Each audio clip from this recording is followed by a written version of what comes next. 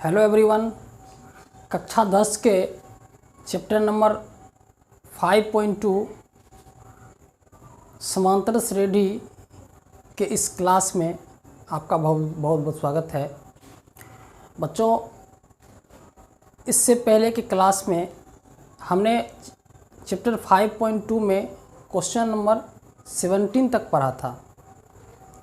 बच्चों, अब हम आगे क्वेश्चन नंबर 18 से देखते हैं। 18 नंबर से प्रश्न को कैसे सॉल्व किया जाए, चलिए हम लोग देखते हैं। 18 नंबर प्रश्न लिखा हुआ है, किसी एपी के चौथे और 8वें पद का योग 24 है तथा छठे और 10वें पद का योग 44 है।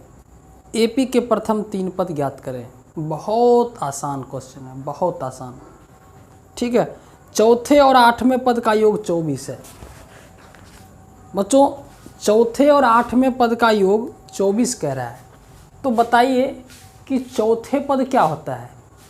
चौथे पद यानी कि A4, ठीक है, A4 ये हो गया चौथे पद, ठीक है, प्लस उसके बाद कहते हैं 8वें यानी कि A8, दोनों का योगफल कह रहा है 24, ठीक है। एक ये कह रहा है 24। तो अगर यहाँ से अगर हम लोग हल कर लेते, A4 क्या होता है A + 3D, A + 3D, और A8 क्या होता है A + 7D। योगफल कितना कहता है 24, ठीक है। ये क्या जगह 2A + 10D = 24। यहाँ 2 अगर कॉमन ले लें, A + 5D = 24, 2 से कट जाएगा 12 मर्त में, यानी A + 5D = 12 हो जाएगा समीकरण 1, ठीक है। उसके बाद कहता है कि छठे और 10वें पद का योग 44 है पुनः, ठीक है। पुनः कहता है कि छठे, ठीक है, छठा मतलब A6 और 10वें पद यानी 10वें मतलब A10, दोनों का जो योगफल है वो कहता है कि 44 यानी 44 है। तो छठा पद क्या हो जाएगा, छठा पद हो जाएगा A + 5D, A + 5D, और 10वां हो जाएगा A + 9D, और दोनों का योगफल कितना 44 दिया हुआ है। तो A और A हो जाएगा 2A + 9 × 5 = 14D = 44, ठीक है। अगर 2 कॉमन ले लें, A + 7D = 44, 2 से कट गया 22 दफ़ा में, तो यहाँ पे आ गया A + 7D = 22, यानी A + 7D = 22। यहाँ आ गया A + 7D = 22, समीकरण 2, ठीक है। दोनों समीकरण को अगर हम हल करेंगे तो हमको उससे A और D का वैल्यू निकलेगा। उसके बाद कहता है कि प्रथम 3 पद, तो तीसरा पद A हो जाएगा, पहला पद A2, दूसरा पद यानी A2 मतलब A + D, और तीसरा पद यानी कि A + 2D करके निकाल लेंगे। तो सबसे पहला काम है हमको A और D का वैल्यू पता करना। तो समीकरण 1 और 2 को हल करेंगे। समीकरण 1 और 2 से अगर 1 और 2 को हल करेंगे तो A + 5D = 12 और A + 7D = 22, ठीक है। इसको हल करेंगे, इसको हल करेंगे, ये तो घटाने पर तो कैंसिल हो जाएगा, माइनस हो जाएगा, माइनस हो जाएगा, ये भी माइनस, ये कैंसिल हो गया। -2D = -10, यानी ये कट गया, तो D बराबर आ गया 5, ठीक है।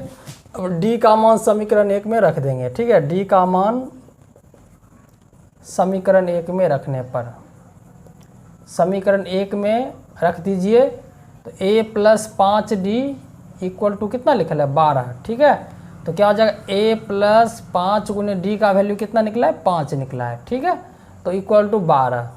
तो a बराबर क्या आ जाएगा 12 माइनस 25, यानी कि a बराबर आ जाएगा -13। ठीक है, a इक्वल टू निकल गया -13।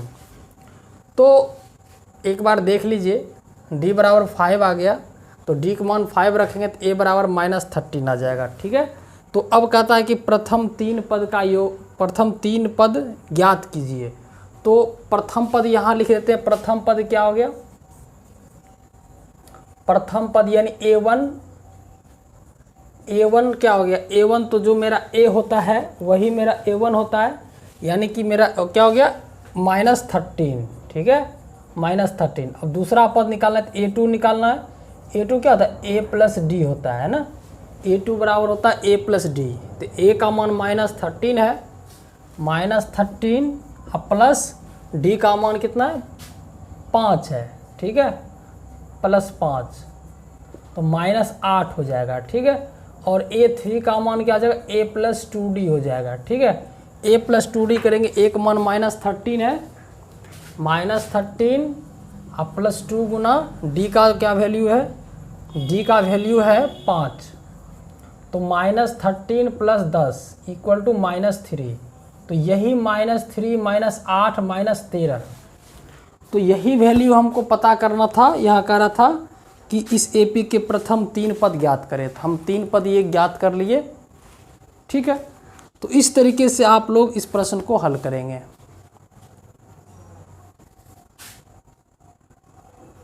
ठीक है, तो चलिए क्वेश्चन मिटा देते हैं और आगे देखते हैं नेक्स्ट क्वेश्चन। आगे हम लोग चलेंगे क्वेश्चन नंबर 19 की ओर। ठीक है, क्वेश्चन नंबर 19। क्वेश्चन नंबर 19 में है कि सुब्बा राव ने 1995 में 5,000 रुपया के मासिक वेतन पर कार्य करना आरंभ किया और प्रत्येक वर्ष 200 रुपया की वेतन वृद्धि प्राप्त की। किस वर्ष उसका वेतन 7,000 रुपया हो जाएगा। तो उसका जो मासिक वेतन जो आरंभ किया सर्वप्रथम वो था 5,000 रुपया, यानी कि शुरू में उसका कितना था, प्रथम माह का वेतन कितना था 5,000। ठीक है, प्रथम माह का वेतन, प्रथम माह का वेतन, प्रथम माह का जो वेतन है वो उसका दिया था 5,000 रुपया। ठीक है, उसके बाद कहता है कि हर वर्ष 200 रुपया वृद्धि होता चला गया। ठीक है, तो दूसरा माह क्या हो जाएगा, दूसरा माह का वेतन क्या हो जाएगा, तो 5,000 प्लस 200 रुपया बढ़ गया, यानी कि हो गया 5200। ठीक है, अगर तीसरा माह देखा जाए तो तीसरा माह का वेतन क्या हो जाएगा, अगर 5200 हो गया अब प्लस 200 यानी कि 5400। ठीक है, इसीलिए एपी सच डेट क्या हो जाएगा, यानी एपी का जो मेरा सीक्वेंस निकलेगा वो क्या निकलेगा, पहले 5,000, उसके बाद 5200, उसके बाद 5400 और ये लास्ट चला जाएगा मेरा 17,000 यानी कि 7,000, जो कि प्रश्न में कह रहा है। और कह रहा है कि किस वर्ष में 7,000 हो जाएगा। किस वर्ष में का मतलब है कि प्रथम वर्ष, द्वितीय वर्ष, तृतीय वर्ष, चतुर्थ, पाँचवा, छठा जो भी होगा, अंत में 7,000 है। तो कितने संख्याएं हैं वो हमको पूछ रहा है, यानी कितने वर्ष में, यानी कि वर्ष की संख्या, नंबर ऑफ ईयर्स, यानी n इक्वल टू क्या हो जाएगा। तो सबसे पहले यहाँ लिख लेंगे a इक्वल टू 5,000, 5,000। ठीक है, और डिफरेंस अगर निकालना हो तो 5200 में 5,000 को घटा देंगे तो 200 रुपया हो जाएगा, और an बराबर हो जाएगा, an को जो वैल्यू है वो मेरा है 7,000।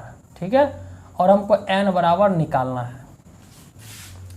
तो an का वैल्यू अगर दे दिया है तो सूत्र हम क्या लगाएंगे, an वाला सूत्र लगाएंगे। तो यहाँ से an बराबर क्या हो जाएगा, an बराबर हो जाएगा a plus n-1 into D. ठीक है, तो a का मान क्या हो जाएगा, यहाँ पे a का मान 5,000 है प्लस n-1 और जो डिफरेंस है वो 200 का है, और यहाँ AN जो दिया हुआ है वो 7000 दिया हुआ है। यहाँ से हमको N का मान चाहिए, तो 5000 इधर घटेगा, 7000 माइनस 5000 और ये 200 चला जाएगा डिवाइड में, इक्वल टू N-1 केवल बच जाएगा। अगले स्टेप में ये -1 इधर आके प्लस बन जाएगा। 7000 में बच गया 2000, ठीक है, 2000 बटे 200 प्लस 1 इधर आ जाएगा।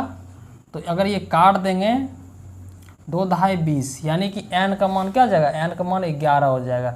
यानी कि अगर इस तरीके से चलेगा, आप देख सकते हो 5000, 5200, 5400, इस ढंग से 5600, 5800, 6000, 62, 64 ढंग से अगर टोटल 7000 तक अगर लिखोगे सीक्वेंस में, तो टोटल अगर हम लोग गिनेंगे मंथ को 1 2 3 4 ढंग से हमको जो टोटल अंक निकलेगा वो हमको निकलेगा 11, यानी 11वें मंथ में उसका जो वेतन है वो हो जाएगा 7000।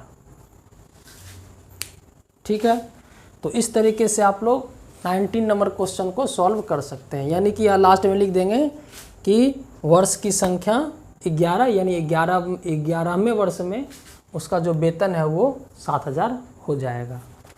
ठीक है, चलिए मिटा देते हैं। आगे हम लोग देखते हैं प्रश्न संख्या 20, और जो कि इस चैप्टर का अंतिम प्रश्न है। ठीक है, प्रश्न संख्या 20।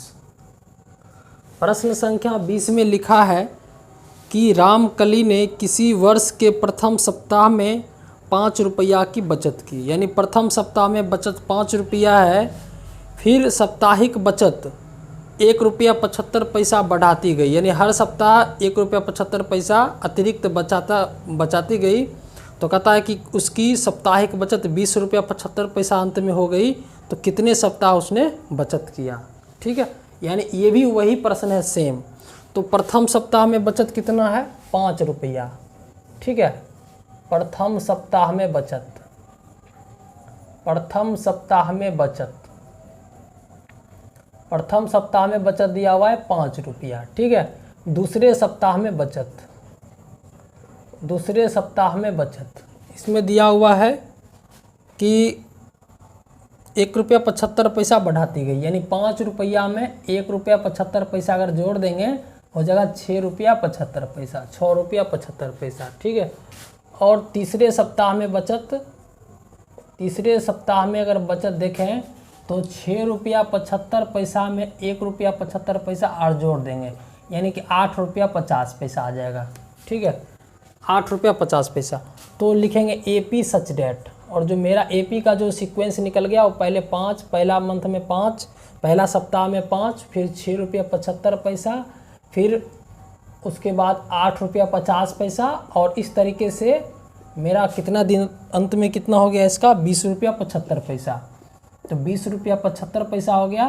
तो ये कितने मंथ में हो गया, यानी कितने सप्ताह में हो गया, तो सप्ताह की संख्या, यानी कि N का वैल्यू निकालना, यानी A बराबर यहाँ 5 हो गया। D का वैल्यू देखा जाए तो 6.75 में से 5 घटाओगे 1.75 आ जाएगा। ठीक है, AN का मान जो वैल्यू दिया हुआ है 20.75, और हमको N बराबर चाहिए कि कितने सप्ताह में इसका जो पैसा हो जाएगा वो 20 रुपये 75 पैसा हो जाएगा। तो बिल्कुल पिछले प्रश्न की तरह है, यहाँ पे हम लोग AN दिया हुआ है तो AN का सूत्र हम लोग लगा देते हैं, AN बराबर A + N-1 इंटू D। ठीक है, और AN का कितना दिया, 20 रुपया 75 पैसा, A का मान 5 प्लस N-1 इंटू D का जो वैल्यू है वो है 1.75। तो अगर इसमें घटाते हैं 20.75 में से 5 घटा देते हैं N-1 इंटू 1.75। ठीक है, तो अगर इसको घटाएंगे तो कितना निकल, 14 रुपया 25 पैसा निकल जाएगा। इधर देखो 20 रुपया 75 पैसा में अगर 5 रुपया को हम लोग घटाएंगे तो कितना निकलेगा, सॉरी 15 रुपया 75 पैसा निकलेगा। तो 75 हो गया, 10 में 5 या 5, 2 बच गया 1, 15 रुपया 75 पैसा, यानी 15 रुपया 75 पैसा, और इक्वल टू, और ये जो है ये डिवाइड में जाएगा 1.75 इक्वल टू N-1। अगर इस तरीके से इसको हम लोग हल करें इधर, तो दोनों का डेसिमल तो कैंसिल हो गया एक तरफ, तो बच गया 1575 बटे 175। इसको अगर कैंसिल करेंगे तो 25 × 7 = 175, और 25 छक 150, 25 छक 150, 7 7 75, 25 दिया 75, 7 नंबर 63, यानी कि n 9 इक्वल टू आ गया n-1। यहाँ से n का वैल्यू निकालेंगे तो 9 + 1 इक्वल टू 10, यानी कि सप्ताह की संख्या क्या हो जाएगा 10। सप्ताह की संख्या इक्वल टू 10 आंसर। ठीक है, तो इस तरीके से आप इस प्रश्न को हल करेंगे। उम्मीद है आपको ये क्वेश्चन अच्छी तरह से समझ में आ गया होगा। ठीक है, तो ये लास्ट क्वेश्चन था इस चैप्टर का। अब हम लोग आगे की क्लास में हम लोग देखेंगे 5.3 का सॉल्यूशन। ठीक है, तो चलिए आप लोग इसको रिवीजन करें घर में, बेहतर तैयारी करें। अच्छा चैप्टर है, हल्का चैप्टर है। ठीक है, आप इसे इस तरीके से बनाएं तो एग्ज़ाम में पूरे के पूरे नंबर मिलेंगे। ठीक है, ओके।